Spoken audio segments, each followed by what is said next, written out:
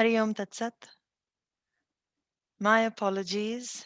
We just finished my chanting class, and it was a very long suktam that we all had to get correct. And even though my teacher was getting late for his class, and I was getting late for my session, but I think it was just in succession. Thank you very much for your understanding. And let us begin with our meditation. I'll just take a minute to also settle down, but we can all settle down together. Sitting comfortably in a meditative posture of your choice. If you're sitting on a chair, feet firmly placed on the ground. If you're sitting cross legged, make sure you're comfortable, your lower back is supported. We'll be meditating for about 10 minutes today.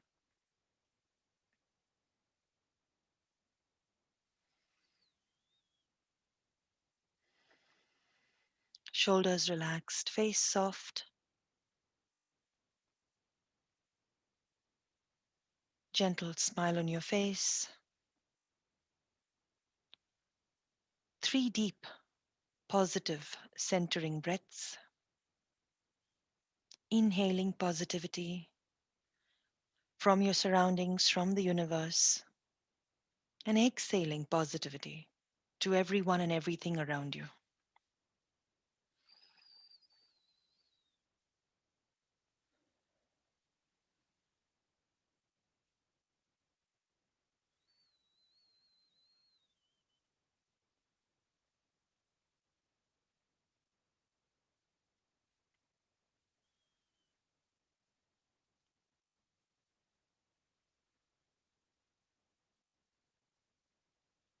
We will begin our meditation by asking ourselves our soul questions. Who am I? Who am I? What do I want? What do I really, really want? How can I help? How can I be of service? What is my swadharma?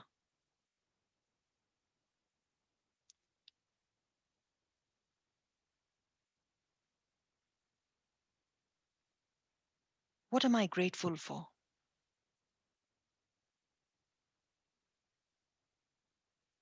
What am I thankful for in this moment?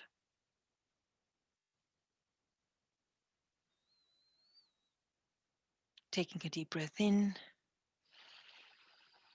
As you exhale, let go of all these questions and answers out into the universe. The universe will manifest it for you.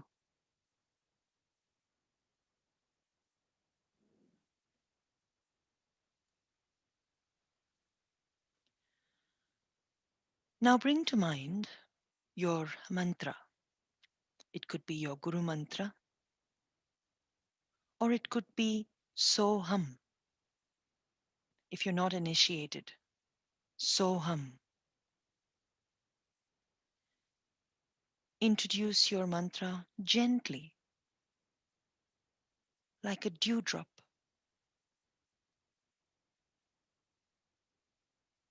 Just as if a butterfly sits on your fingertip.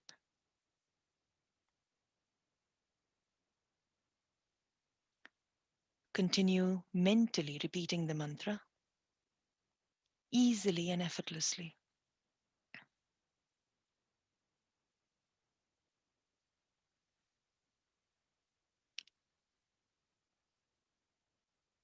From time to time, you may find yourself getting distracted.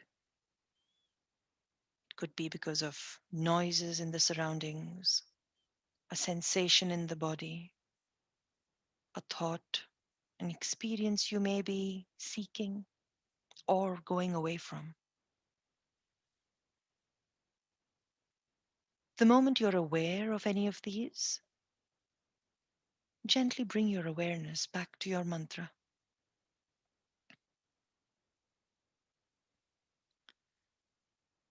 Continue meditating, and I'll watch the time, letting you know when to come out of your meditation.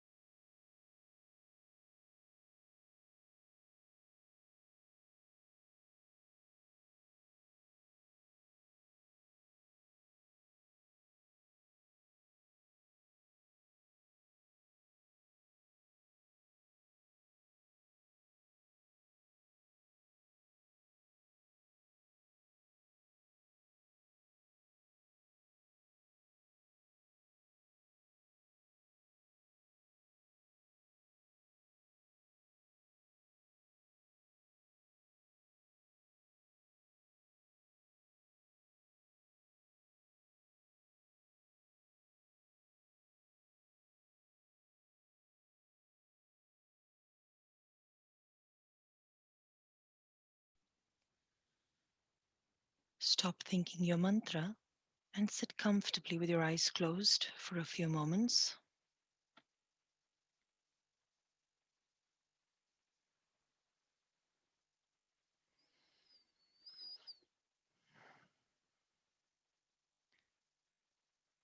Become aware of your surroundings, the space around you,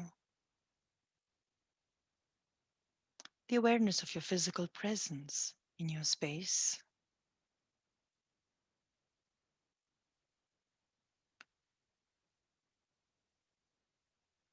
Tell yourself mentally that you are safely meditating in your space, that you're present, that you're here, and that you are.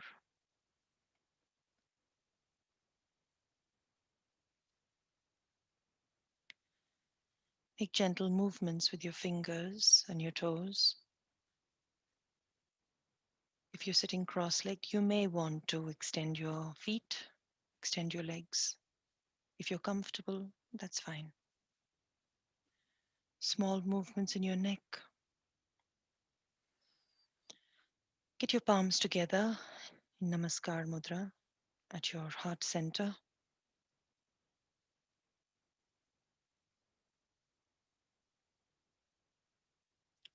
Rubbing your palms together.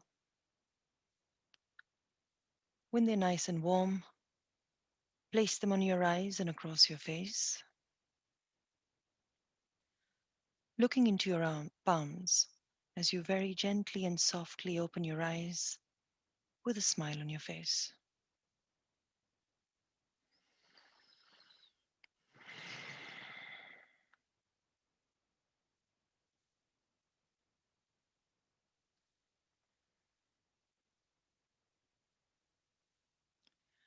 Hari Om Tat Sat.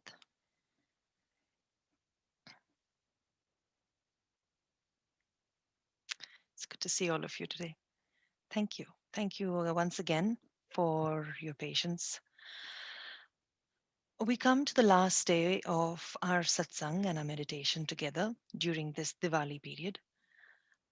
Essentially, the period of Diwali, the Diwali festival, has passed. It was a 5 day festival, and we are 2 days into it after the festival. But it's important because a festival is not just a stopgap period. It's not just a time for us to do things over the festival and then continue. And then, just go back to life as it were before, which was also an important reason why we began a little later, so that the festivity does not coincide with your spiritual aspiration. That it does not mean that I only do these special practices, this sadhana, this upasana during the festival or during the festive period. It overlaps it to beyond the festivities, so that we attune ourselves to doing these practices throughout our days, throughout our life, not just during special moments. But today, I'd like to speak a little on those soul questions that we speak about at the beginning of our meditation, largely when it comes to desire. When it comes to desire and our purpose around desire. Now, most of us are taught or to believe or conditioned to believe that it's not a good thing to want, that you should accept or just work towards what you need or what you deserve and not desire anything more than that. We also hear from various scriptures, be it the Patanjali's Yoga Sutras or in the Bhagavad Gita, we hear of the term Vairagya or detachment. And we are led to understand that detachment is what we need to work towards, which means that we need to go away from attachment of things or experiences, which, in other words, leads many of us to think that wanting or desiring something is also inappropriate. That's not true. Desire is a part and is a major part of the human condition, of the human experience. We are born with senses, we are born with perception, we are born with the nervous system, which, even when a baby is born, when a newborn infant is checked for the APGAR score to see that they have a nervous system that's working. You don't just, birth a baby and leave it there, if it's receiving impulse or not. No, it's important for us to interact with the environment, and we interact with each other and the environment and everything around us through our sensory system, that is our nervous system. So experiencing that connection, that those senses are important, and that leads us as human beings to desire. It leads us to move towards experiences that bring us joy, that bring us happiness, that we enjoy.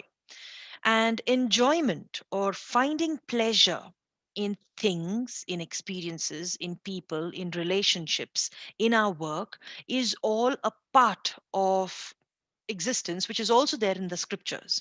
When we have the four main goals and aspirations of human beings, it is there. It is dharma, artha, kama, and then moksha. Kama and moksha. All these four are important. And at different phases in our life, we give more importance to one or the other. But the largest in most of our adult lives are when it comes to artha and kama. Artha refers to the the gifts or the fruits of successful work, gainful employment also. It's that time when in our youth or in our ability to perform work, that we get the material pleasures also. We have a family, we have a home, we work, we earn an income, and we get pleasure from it, provided dharma is involved.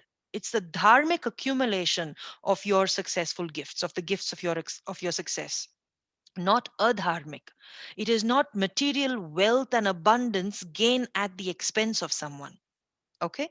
So desires are important. And at the same time, especially as sadhakas, to recognize that our desires are on the rightful path. So, our desires are by taking into consideration that everyone else is also served, everyone else also benefits from this.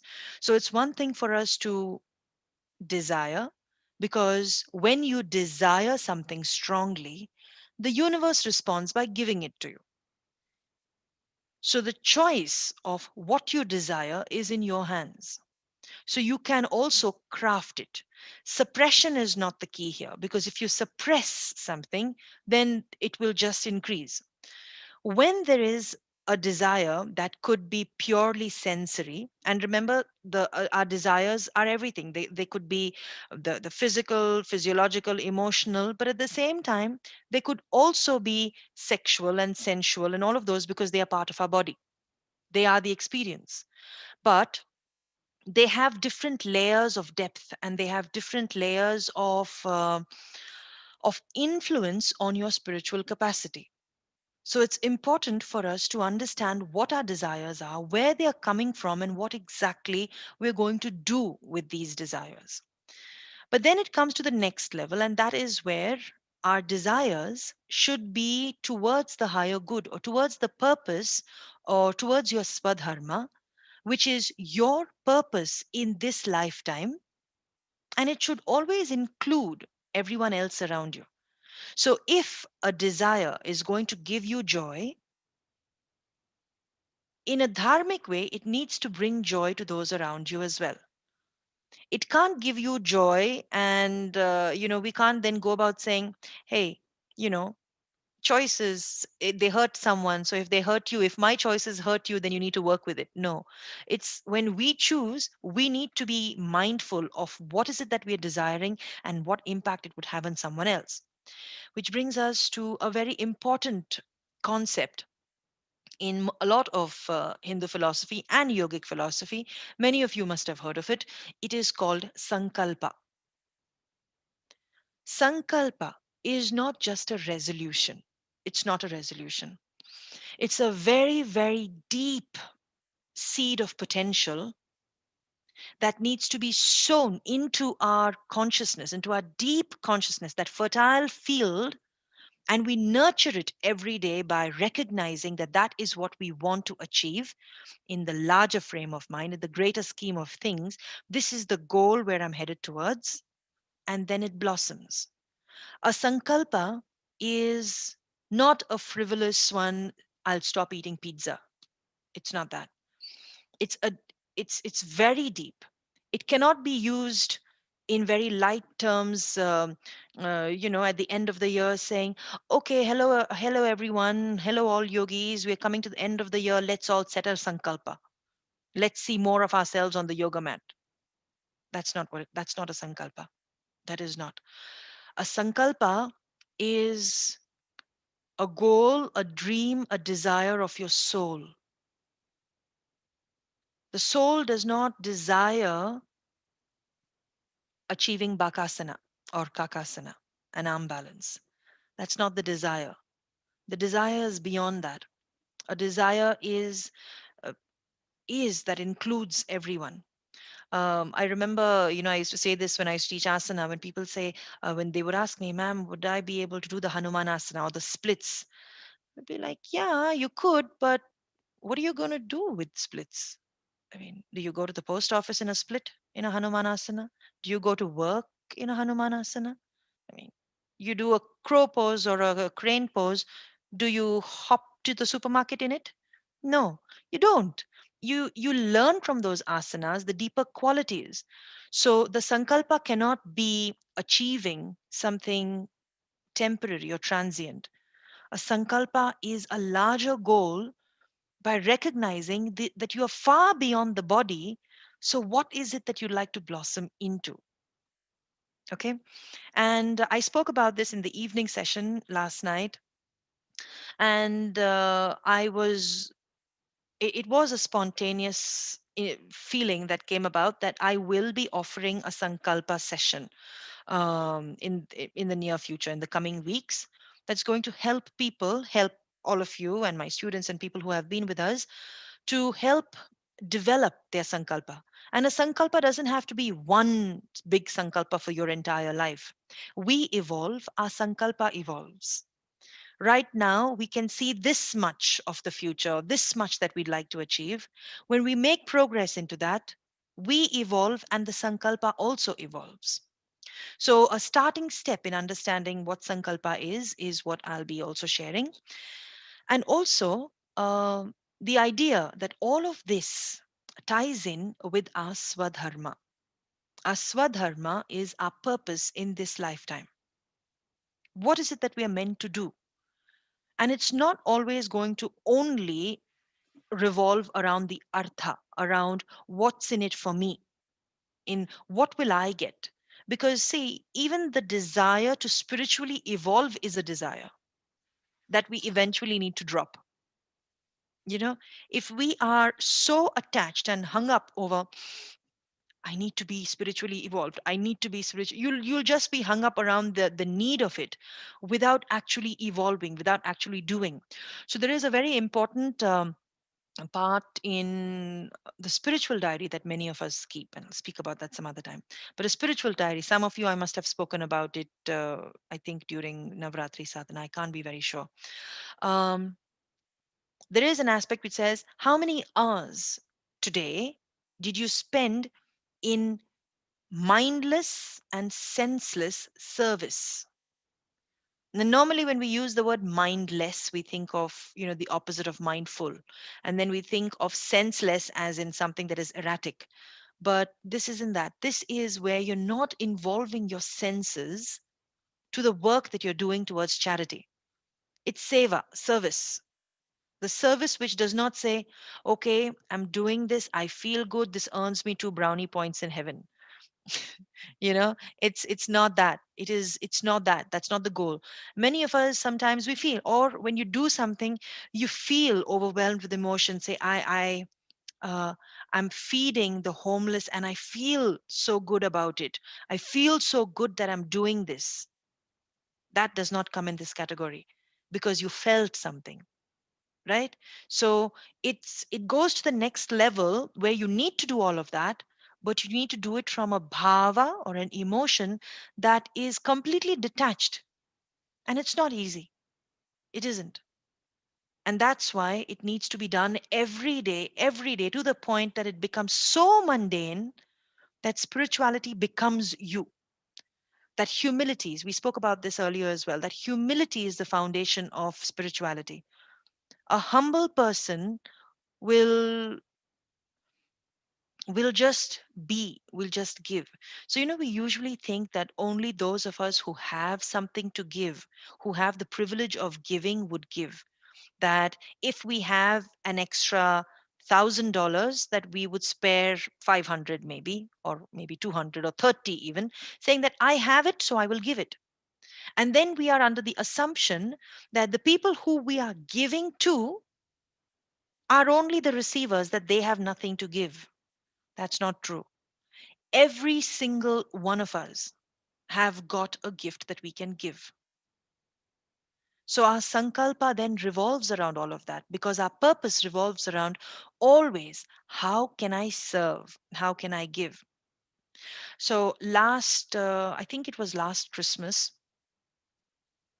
or 2 Christmases ago, there were these NGOs there was this orphanage, and that we were supporting, and we've supported them over the years, of you know 4 orphanages together that would receive Christmas gifts from a number of us from different organizations. Okay, because they were orphans and they were lesser privileged, and people would give. So they would write their wish lists, and the wish lists were distributed to people, and people would give things to those children. And then we encourage those children to give something in return. And they gave. They created cards or gifts, or they created little things, and they realized that they could also give. Most countries, especially when we look at what we what is not what we, but what is referred to in contemporary times as third world countries. It's a very painful thing to hear that this is a third world country. Who called them a third world country? Who is the first world country? It isn't. There is no such thing.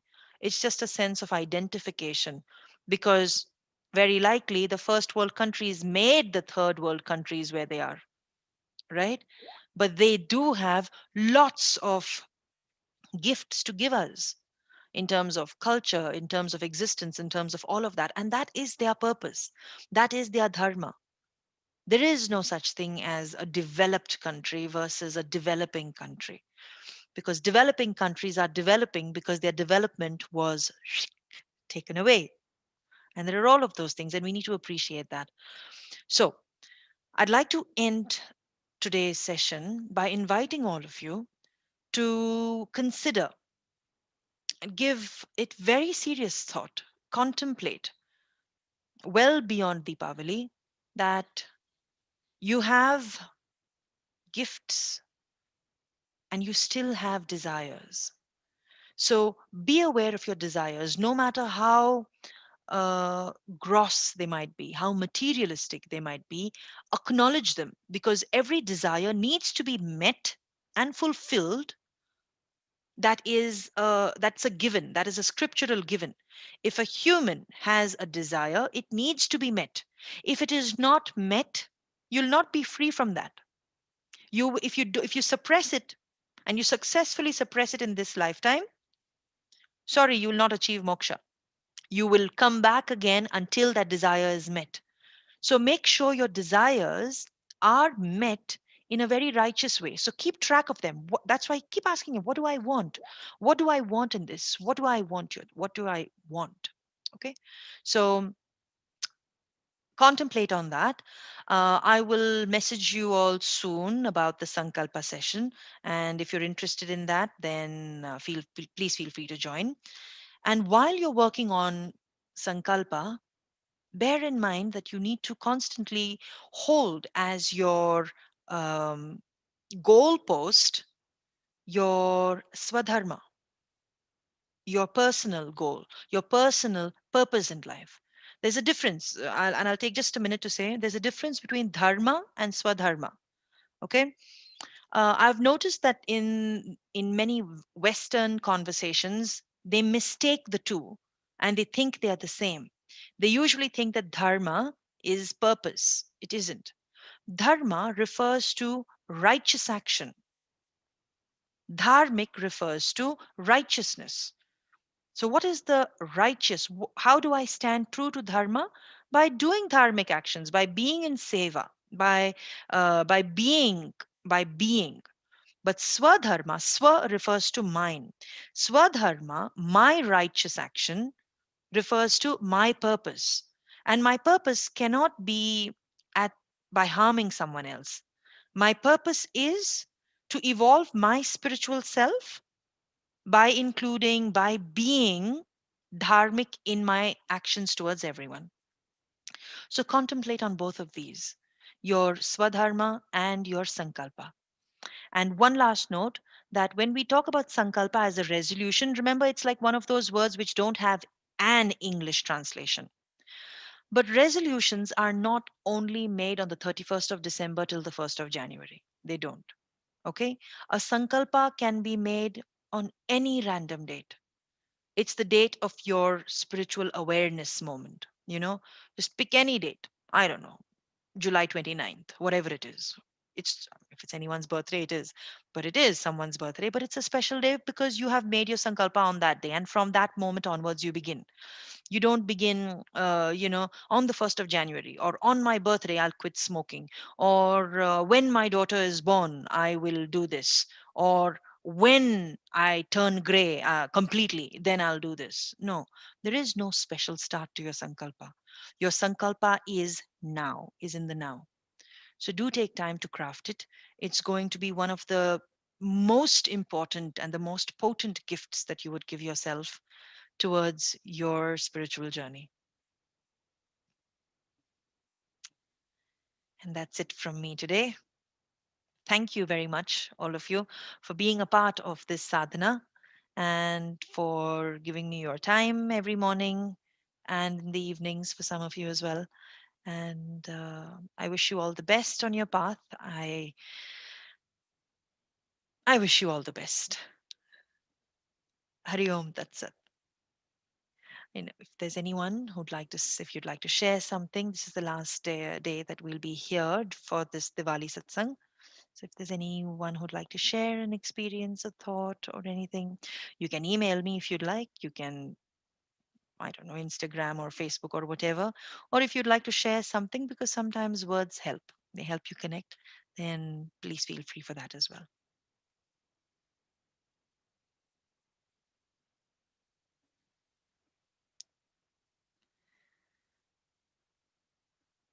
And otherwise, class dismissed. Thank you so much, Lavina. Thank you, Thank Om. you. Thank you. Thank Thank you you, so Erin. much. Thank you, Thank you, Sudesh. Ravina. Thank you, Bye bye, Thank madam. you. Bye. Thanks Thank you, for giving so much Rachna. of yourself to the community.